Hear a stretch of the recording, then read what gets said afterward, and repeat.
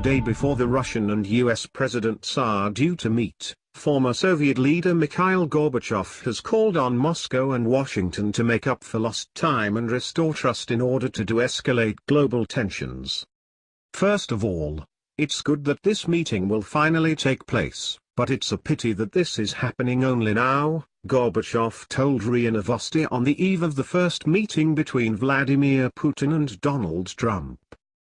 Much time is lost. We have to restore trust. At one time, people in President Ronald Reagan's own administration would literally not let him go to our meeting in Geneva. But he did not succumb to pressure, and we, for our part, came forward with serious constructive proposals. We now need an impulse from the leaders, as happened in Reykjavik in 1986. We must put everything on the negotiating table and establish a mechanism for interaction, not on any single points, even important ones, but on all issues, Gorbachev emphasized. At the 1986 Reykjavik summit, Gorbachev and then US President Reagan came close to a sweeping agreement that would have radically reduced the number of nuclear weapons possessed by both superpowers. Nevertheless, the progress attained at that meeting eventually resulted in the 1987 Intermediate Range Nuclear Forces (INF) Treaty between the United States and the USSR. In his interview with RIA, Gorbachev again underlined the importance of reaching new international arms control and nuclear weapons agreements, such as the old Anti-Ballistic Missile (ABM) Treaty and the START, Strategic Arms Reduction Treaty, which expired in 2009.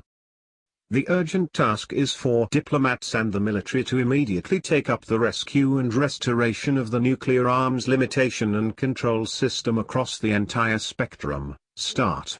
Missile defense, medium-range missiles, said Gorbachev. Putin and Trump are set for their first face-to-face meeting at the G20 summit in Hamburg Friday.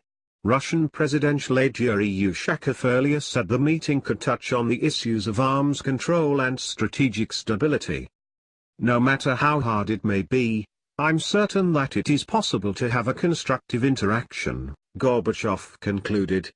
The people, both in Russia and the United States, hope for this, and I'm sure the whole world who are tired of the tension and do not want a new Cold War.